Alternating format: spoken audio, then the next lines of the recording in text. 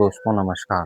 आज हम समझेंगे संगम युग के बारे में। तो संगम युग किसे कहते हैं? संगम युग उसे कहते हैं जो दक्षिण भारत के जो राज्य थे, यानी दक्षिण भारत के जो राज्य थे उन राज्यों में कौन-कौन राजाओं ने शासन किए हैं अतीत भारत में, यानी कि जो पिछले भारत में ओल्ड इंडिया में जो है किसने-किसने शासन किया है, तो उनका इतिहास बारे में बताया गया है। आइए आगे देखते हैं।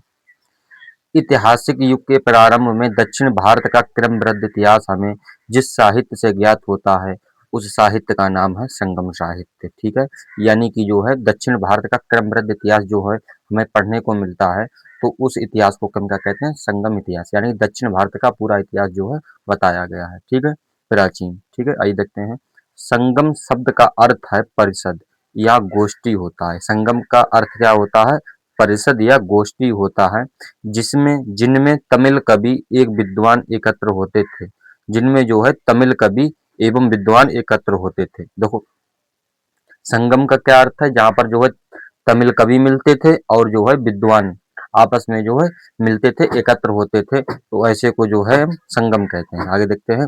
प्रत्येक कवि तथा लेखक अपनी रचनाओं को संगम के समक्ष प्रस्तुत करता था, यानी प्रत्येक कवि जो है अपनी जो रचनाएं करता था वो संगम, एक तरीके से मान लो एक मिलने का स्थान जो था संगम था। जैसे कई नदियां मिलती हैं तो स्थान को संगम कहते हैं, उसी प्रकार से कवि एवं विद्वानों के मिलने की जगह को संगम कहते हैं। कवि अपनी रचनाएं लाते थे। ठीक है, यानी कवि एवं लेखक अपनी रचनाओं को संगम के समक्ष प्रस्तुत करता था।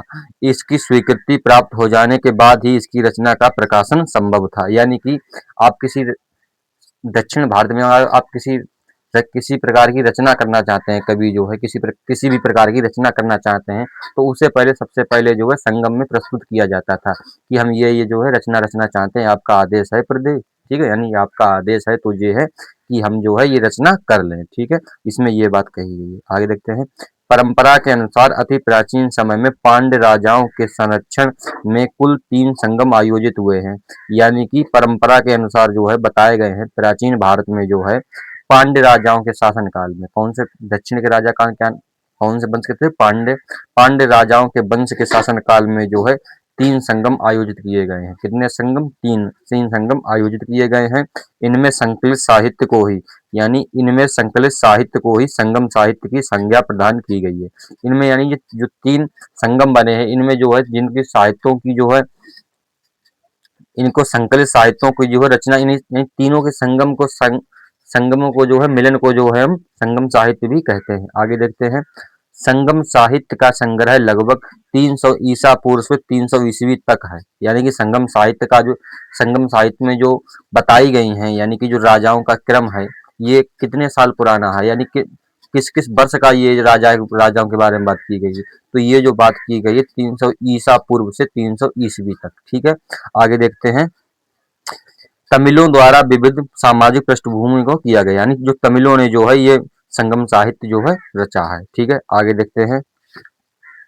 उपलब्ध संगम साहित्य का विभाजन 3 भागों में किया जाता है। ठीक है, यानी संगम साहित्य का विभाजन कितने भागों में किया जाता है? तो 3 भागों में किया जाता है। पहला है पुथु पातु, दूसरा है इथु गोथिक एवं तीसरा है पादिनेन कील कनकु। ठीक है, आगे देखते हैं। तिरुवल्लपुर एवं कृत तिरुकुलपुर तमिल साहित्य का एक आधारभूत ग्रंथ बताया जाता है। इनमें 1330 दोहों के माध्यम से जीवन के 3 मुख्य पहलुओं कर्तव्य, ठीक है, यानी कि 13 तमिल साहित्य में कितने दोहे बताए गए हैं, यानी कि संगम साहित्य में कितने दोहे हैं? तो 1330 दोहे हैं। कितने हैं? 1330 दोहे।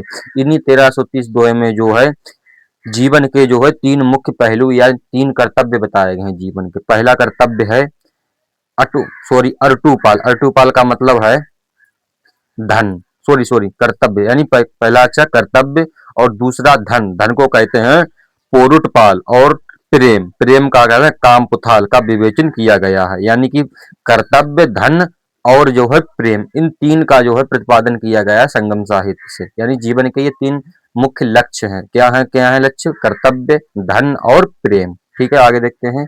तिरुकूलर जाति धर्म और संस्कृति से ऊपर उठकर सभी के लिए सार्वभौमिक नैतिकता के मान मूल्यों का संदेश देता है।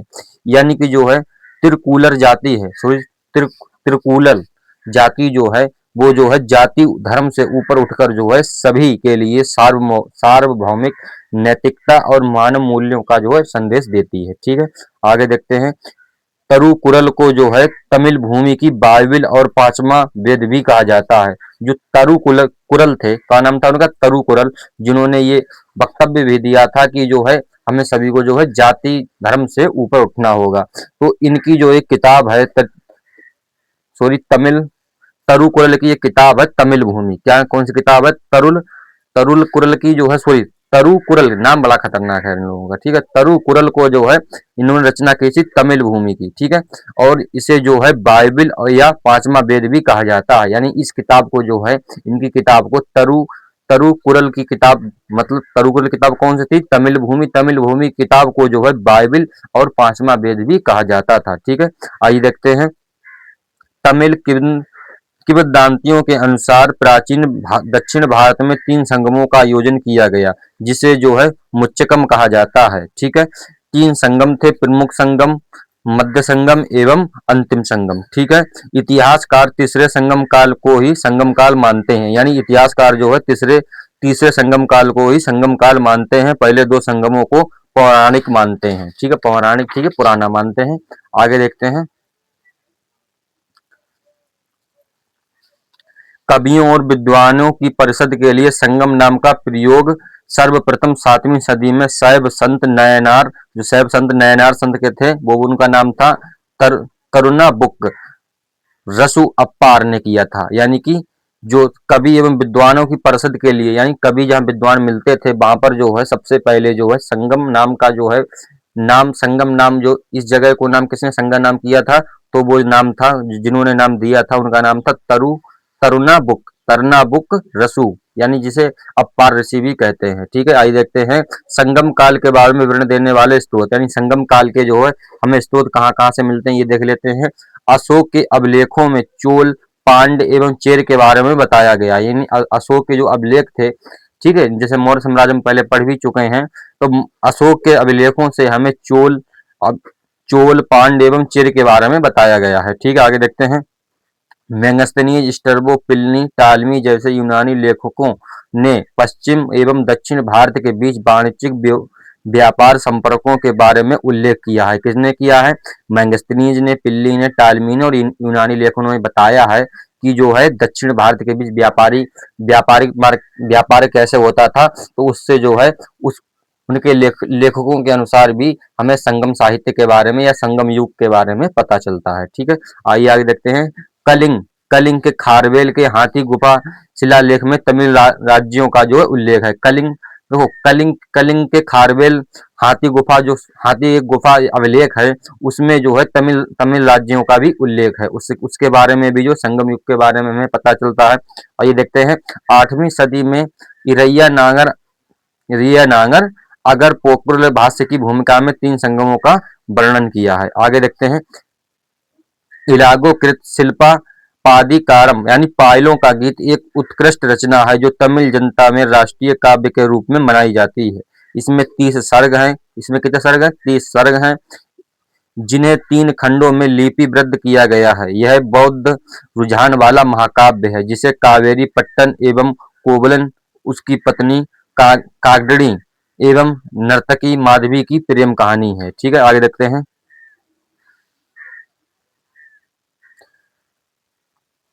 जीवक चिंतामणि को तमिल साहित्य का त्रिरत्न भी कहा जाता है। एवं देखो, मणि खेबले एवं जीवक, जीवक जो था, चिंतामणि को जो है तमिल का जो है साहित्य भी यानी त्रिरत्न भी माना जाता है।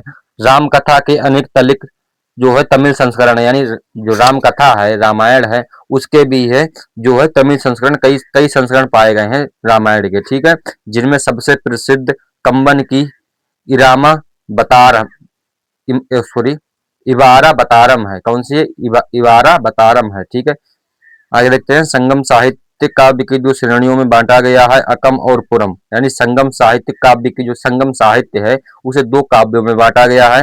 पहला पहला है अकम, दूसरा है पुरम। ठीक है, अकम काव्यों का मूल विषय प्रेम है, यानी कि संगम साहित्य काव्य को जो है दो श्रेणियों में बांटा गया है। जो काव्य संगम साहित्य का काव्य जो है दो श्रेणियों में बांटा गया है। पहले श्रेणी का नाम है अकम, दूसरे श्रेणी का नाम है पुरम।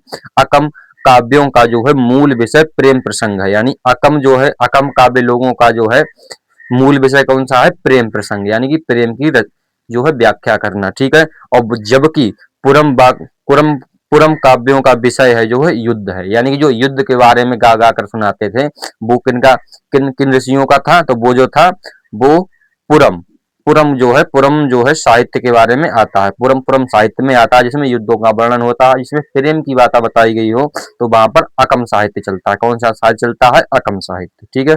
आगे देखते हैं, संगम साहित्य हमें तमिल प्रदेशों में 3 राज्यों, देखो संगम साहित्य जो है हमें हमें तमिल प्रदेशों में 3 राज्यों में देखने को मिलता है। पहला है चोल, दूसरा है चेर और तीसरा है पांड्य का विवरण में प्राप्त होता है, ठीक है। आ देखते हैं, उत्तर पूर्व में जो है चोल है, दक्षिण पश्चिम में चेर और दक्षिण पूर्व में पांड्य राज्य स्थित था, ठीक है। आगे देखते हैं, संगम युगीन राज्यों में सर्वाधिक शक्तिशाली चोलों का राज्य था, यानी जो है संगम युगीन राज्यों में जो है सर्वाधिक शक्तिशाली जो राज्य किनका था? वो जो था चोलों का था। किनका था? चोलों का, ठीक है। आइए देखें, इसमें सबसे प्रतापी राजा जो था करिकाल था। कौन था? करिकाल, ठीक है। आगे देखते हैं, करिकाल ब्राह्मण मतानुयायी था, यानी जो करिकाल राजा था जो है, ठीक है, संगम युग में जो था चोलों का जो राजा था करिकाल, वह जो ब्राह्मण मतानुयायी था, यानी ब्राह्मण धर्म को मानता था, ठीक है। उसने और उस इसने ब्राह्मण धर्म इसने ब्राह्मण धर्म को राजकीय संरक्षण प्रदान किया था, ठीक है। और पत्ती नप्पाले में कारिकाल के जीवन और सैन्य अधिकरण को दर्शाया गया है। संगम साहित्य के विभिन्न कविताओं में पेणी युद्ध का जो है उल्लेख मिलता है, जिसमें करिकाल ने पांड्य तथा चेर सहित 11 राजाओं को पराजित किया था, यानी करिकाल ने जो पांड्य एवं चेर सहित जो है 11 राजाओं को पराजित किया है। इस युद्ध का जो उल्लेख हमें कहाँ मिलता है? संगम साहित्य की कविताओं में मिलता है, ठीक है। आगे देखते हैं, उसने पुहार या कावेरी पत्तनम शहर की स्थापना भी की थी। किसने? करिकाल ने, ठीक है। इसने जो है पुहार एवं कावारी जो है 2 शहरों की रचना भी की थी, यानी बसाए थे, ठीक है। आगे देखते हैं, और उसकी राजधानी उरैयूर थी। कौन सी? उरैयूर, ठीक ठीक है। एवं कावेरी पत्तनम में स्थापित की, ठीक है। 2 जगह उरैयूर में एवं कावेरी पत्तनम में, ठीक है। उसने कावेरी नदी के मुहाने पर बांध बनाया तथा सिंचाई करने के लिए नहरों का निर्माण करवाया, ठीक है। एवं पेरू नुनुनपाद्य में कारिकाल को संगीत के सप्त स्वरों में विशेषज्ञ बताया गया है। आगे देखते हैं, संगम युग का दूसरा राज्य चेरों का था, यानी संगम युग में जो है पहला राज्य किनका था? तो वो पहला राज्य था चोलों का, और दूसरा दूसरा राज्य था, दूसरा संगम युग में जो दूसरा सबसे शक्तिशाली राज्य किनका था? वो चेरों का था। किनका था? चेरों का, जो आधुनिक केरल प्रांत में स्थित है।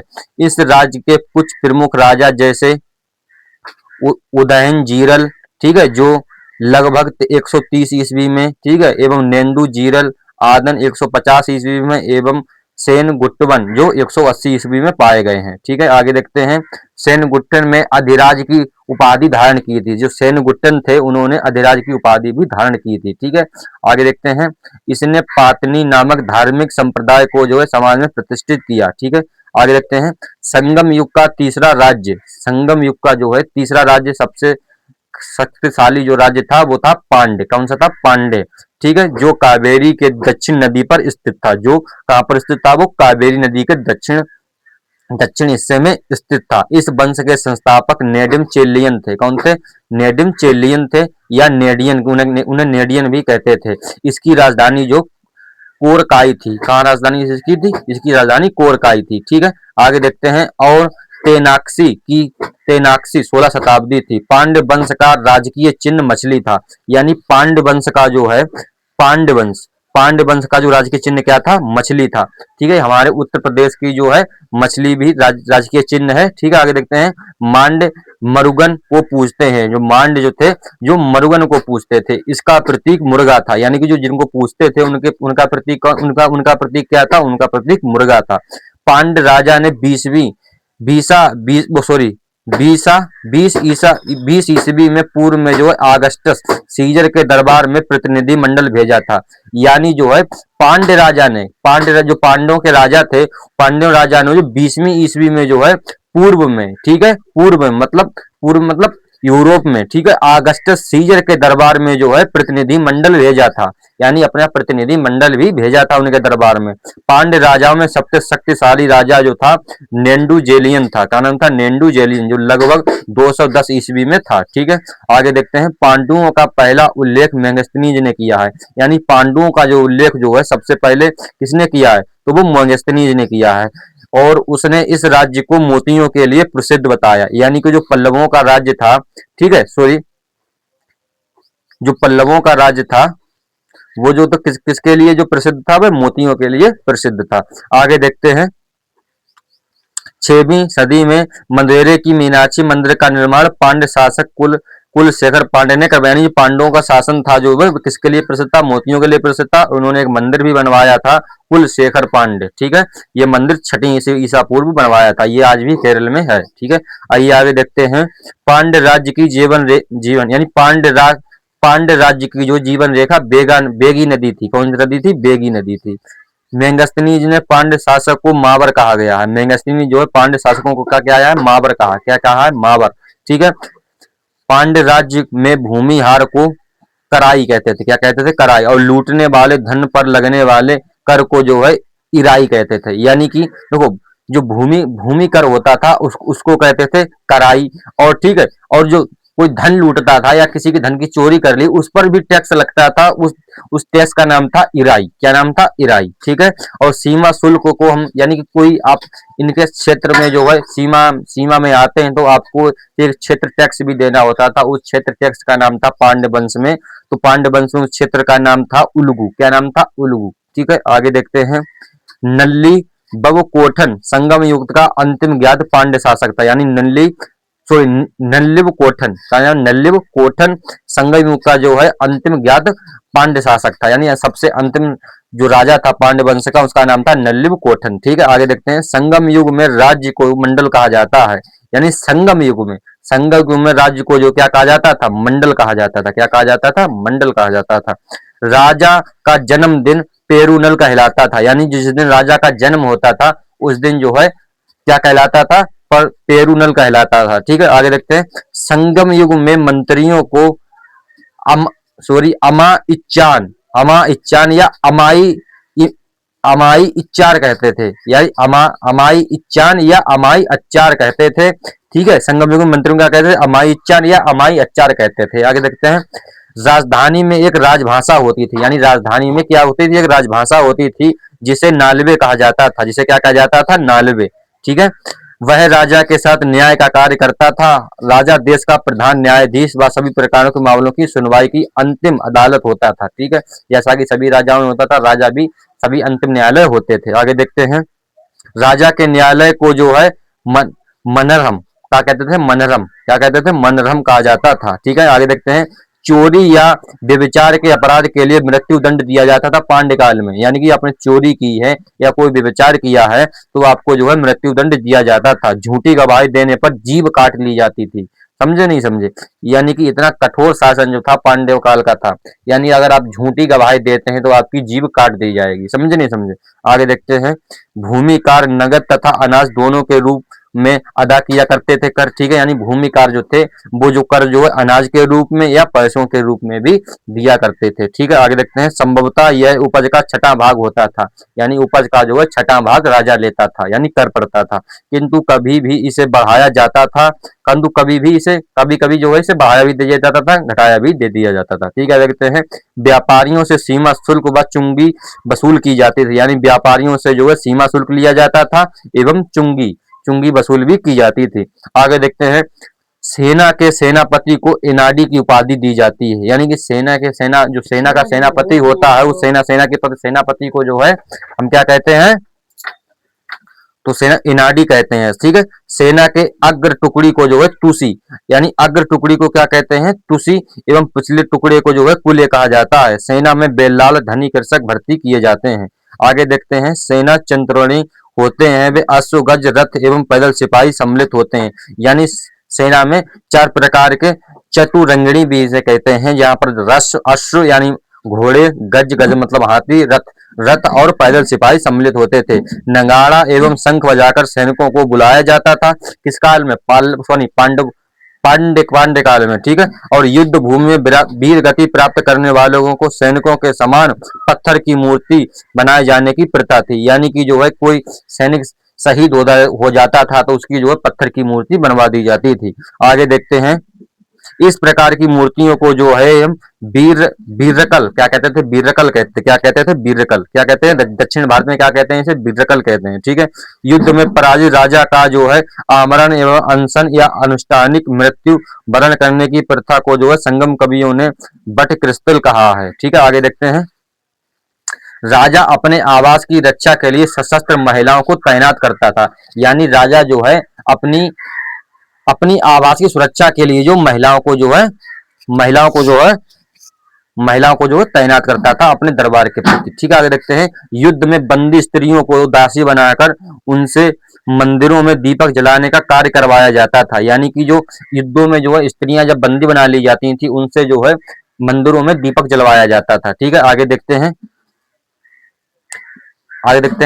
संगम काल में समय जानने के लिए जल घड़ी का प्रयोग किया जाता था। यानी संगम काल में जो है समय जानने के लिए जो है जल घड़ी का प्रयोग किया। अब जो जल घड़ी कैसे प्रयोग की जाती होगी, तो जल घड़ी एक घड़े में जल रख दिया जाता होगा, वहां पर जो है चांद में देखा जाता होगा, चांद से जो है समय थोड़ा थोड़ा ज्ञात किया जाता होगा, यही प्रथा होगी, ठीक है। आगे देखते हैं, संगम कालीन कुछ अन्य वर्ग, यानी संगम कालीन जो थे कुछ अन्य वर्ग भी देखते हैं, जैसे पुलैन थे, ठीक है, ठीक है। दस्तकार का एक वर्ग जो रस्सी एवं पशु चर्म की सहायता से चारपाई व चटाई बनाने का कार्य करता था। यानी दक्षिण भारत में जो था पुलैन यानी दस्तकारों का एक ऐसा वर्ग था जो रस्सी एवं पशु चर्म की सहायता से जो है चारपाई व चटाई बनाने का भी कार्य करता था, जिसे जो है उत्तर भारत में जाटविक जाति के नाम का भी एक काम है, ठीक है। आगे देखते हैं, वहां पर जो है दक्षिण भारत में उसे जो है पुलैन नाम से बुलाते थे। क्या नाम से बुलाते हैं? पुलैन जाते, ठीक है। आगे देखते हैं, एनियार शिकारियों की एक जाति थी। एनियार क्या नाम था? एनियार जो है दक्षिण भारत में शिकारियों की एक जाति थी। एवं मल्लर जो लूटपाट करने वाली एक जाति है। मलवर क्या नाम था? मलवर क्या नाम था? मलवर जो लूटपूट करती रहती है, इन जातियों का नाम क्या था ना? मलवर, ठीक है।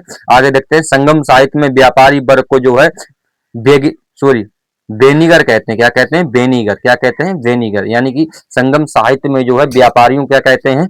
बेनीगर कहते हैं, ठीक है। संगम साहित्य में दास प्रथा के अस्तित्व का प्रमाण नहीं मिलता है। यानी संगम साहित्य में जो है, तो संगम साहित्य एक वंश या किसी एक साम्राज्य का इतिहास नहीं है, ये पूरे दक्षिण भारत का इतिहास है संगम साहित्य, इसी के बारे में हम बात कर रहे हैं, ठीक है। यानी संगम साहित्य में जो यानी संगम दक्षिण भारत में जो दास प्रथा का प्रचलन नहीं था, कोई प्रमाण नहीं मिला है, ठीक है। आगे देखते हैं, और ये सब हमने बताई है जो डिटेल, ये पूरे संगम साहित्य की बताई, ना किसी एक वंश के या किसी एक राजा की, ठीक है। यहाँ पर बताया है, वहां पर जो है स्त्रियों को बंदी बनाकर दीप जलाने की ये प्रथा पूरे संगम युग में थी, यानी कि पूरे जो है दक्षिण भारत में थी। आगे समझे? आगे देखते हैं, तोल्ला पड़ियम नामक तमिल रचना से ज्ञात होता है कि संगम काल में विवाह को संस्कार के रूप में मान्यता प्रदान की गई थी। देखो, एक तमिल रचना है, उसका नाम है तोल्लका पीयम। क्या नाम है? तोल्लका पीयम, ठीक है। तोल्लका पीयम एक रचना है, उससे पता चलता है एक विवाह जो है एक संस्कार है।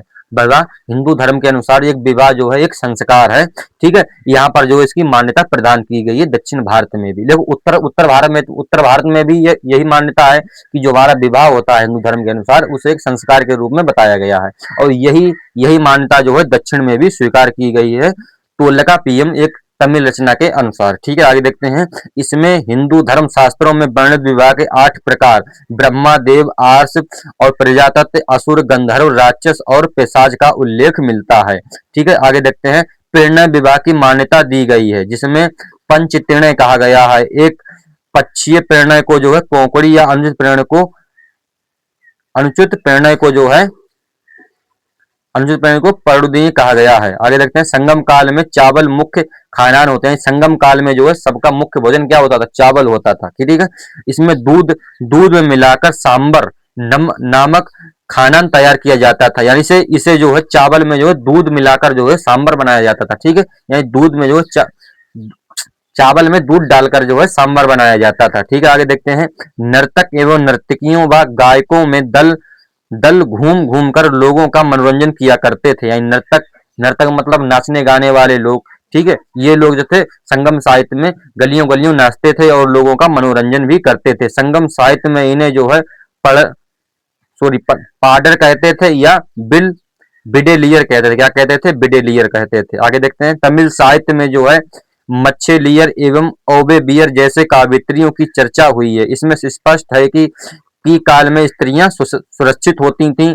आगे देखते हैं, संगम काल के लोग कौवे को शुभ पक्षी मानते हैं। यानी संगम दक्षिण भारत में लोग जो है कौवे को शुभ मानते हैं। ठीक है, कौआ जो होता है पक्षी, उसको जो है शुभ मानते हैं, जो अतिथियों के आगमन की सूचना देते हैं। बहुत अच्छा।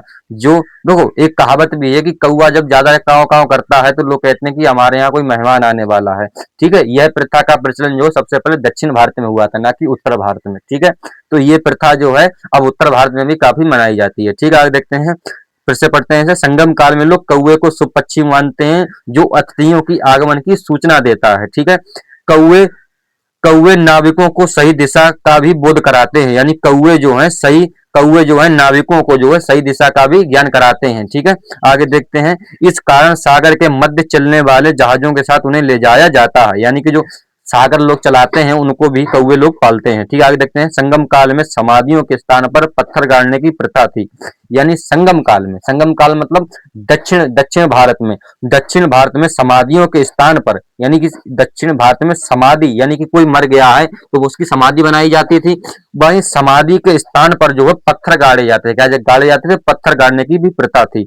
आगे देखते हैं, जिन्हें वीरगल या वीर प्रस्तर कहा जाता था, इनकी पूजा भी होती थी। इन पत्थरों की जो बाद में पूजा भी होती थी। प्रायः युद्ध में वीर गति प्राप्त सैनिकों के सम्मान में खड़े किए जाते थे। यानी कि कोई मान लो सैनिक जो है वीर गति को प्राप्त हो गया है, ठीक है, तो वहां पर उसकी याद में जो है पत्थर गड़ाए जाते थे और बाद में उनकी पूजा भी की जाती थी संगम युग में। ठीक है, आइए आगे देखते हैं। संगम काल में चोलों की समृद्धि का मुख्य कारण उनका जो है सुविकसित वस्त्र उद्योग था। यानी संगम काल में जो है चोल इतने समृद्ध क्यों हुए? तो इनका जो चोलों का समृद्धि का कारण था वो था वस्त्र उद्योग। यानी कि वहां पर दक्षिण भारत में वस्त्र काफी अच्छे तरीके से बनते थे उस टाइम। ठीक है, आगे देखते हैं, पांड राजा में कोकई एवं सालियूर व चेर राज्यों में बंदर प्रमुख बंदरगाह प्रमुख थे। यानी कि जो है पांड राज्य में जो था कोकोई एवं सालियूर एवं चार राज्य में बंदरगाह जो थे काफी मशहूर थे। ठीक है, कोकोई मोती खोजने का एक प्रमुख पतन था। ठीक है, ये देखो, कोकोई जो था मोती खोजने का एक प्रथम स्थान भी था, एक महत्वपूर्ण स्थान था कोकोई। ठीक है, जो था, आगे देखते हैं, कोरोमंडल समुद्र तट पर पच्चीचेरी में पुदुचेरी में 3 किलोमीटर दूर दक्षिण में स्थित अरिकमेडु चोल वंश का एक प्रमुख बंदरगाह था। इस बंदरगाह से रोम के साथ व्यापार होता था।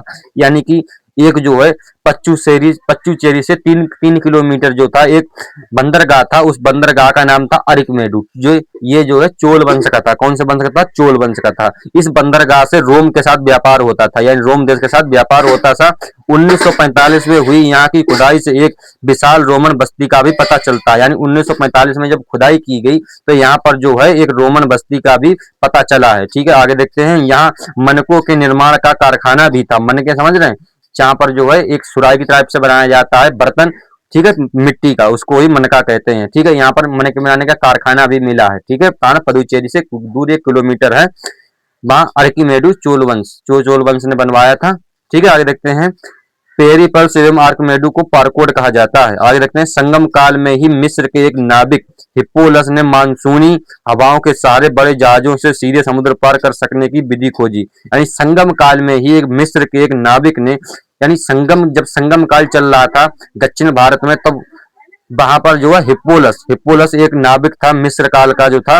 हिप्पोलस ने मानसूनी हवाओं के सहारे बड़े जहाजों से सीधे समुद्र, यानी बड़े जहाजों को जो है सीधे समुद्र पार कर सकने की एक विधि भी खोजी थी। ठीक है, जो उस टाइम जो भारत में कौन सा काल चल रहा था? दक्षिण भारत में संगम काल चल रहा था। ठीक है, आगे देखते हैं, तमिल देश का एक प्राचीन देवता मरुगन था। यानी तमिल देश का एक प्राचीन देवता था, उसका नाम क्या था? मरुगन था। ठीक है, कालांतर में उसका नाम सुब्रहण्यम हो गया। ठीक है, और सकंद कार्तिकीय के साथ उसका तथागत स्थापित कर दिया गया। हिंदू धर्म में सकंद कार्तिकीय और एक को शिव पार्वती का पुत्र भी माना जाता है। यानी तमिल देश, तो देखो तमिल देश का एक प्राचीन देवता था, उसका नाम था मुरुगन। क्या नाम था? मुरुगन। ठीक है, कालांतर में उसका नाम जो है सुब्रहण्यम, यानी बाद में उसका नाम क्या रख दिया गया? सुब्रहण्यम। ठीक है, आगे देखते हैं। और सकंद कार्तिक के साथ उसका जो है तथागत स्थापित कर दिया गया, और जो सकंद कार्तिकीय हैं एक देवता हैं, उनके साथ जो है उनका जो है संबंध स्थापित कर दिया गया। और हिंदू धर्म में सकंद कार्तिकेय को शिव पार्वती का पुत्र भी माना जाता है, यानी कार्तिकेय को जो है शिव पार्वती का पुत्र भी माना जाता है। ठीक है, सकंद का नाम जो है कुमार था, कुमार भी है, सकंद का जो नाम था उसका नाम क्या था, कुमार भी है। तमिल भाषा में मरुगन शब्द का सही अर्थ होता है, मरुगन का प्रतीक मुर्गा माना जाता है, यानी मरुगन का अर्थ क्या है, मुर्गा। ठीक है, तथा इसके विषय में एक यह मान्यता थी कि उसने उसे पर्वत कीड़ा कीड़ा करना अत्यधिक प्रिय था। उसका अस्त्र जो था बर्छा था, बर्छा देखिए बर्छा, जिसमें जिसमें जो 3 कांटे होते हैं बर्छा में। ठीक है, उसका जो अस्त्र क्या था, बर्छा था। किसका था, उसका नाम क्या था, मुर्गन। क्या नाम था, मुर्गन। ठीक है, कुर्बस नामक एक पर्वतीय जनजाति की स्त्री को जो है मुर्गन की पत्नियों का नाम भी माना गया है। आगे देखते हैं। वर्ण का सामाजिक वर्गीकरण के संगम कवियों से ज्ञात होता है, यानी वर्ण का जो है सामाजिक वर्गीकरण, यानी वर्णों में जो था, वर्णों में जो था दक्षिण भारत में भी कुछ वर्ण व्यवस्था पाई गई है। ठीक है, आगे देखते हैं। संगम साहित्य में पवित्र या जाते जादुई शक्तियों के विश्वास जताया गया है। संगम साहित्य में जो है पवित्र एवं जादुई शक्तियों का भी विश्वास जताया गया है। ठीक है, आगे देखते हैं। जिन्हें जो है अनकु कहा जाता है, जिन्हें जादुई शक्तियों क्या कहा जाता है, अनकु कहा जाता है। क्या कहा जाता है, अनकु। ठीक है, यहीं पर जो है हमारा जो है यहीं पर जो है हमारा संगम युग समाप्त होता है। ठीक है, दक्षिण भारत का पूरा पूरा जो था, हमने वहां पर जितनी प्रथाएं चलती थी, क्या क्या प्रथाएं चलती हैं, वो सब समझ ली हैं। ठीक है, मिलते हैं किसी नेक्स्ट वीडियो में, तब तक के लिए जय हिंद, जय भारत।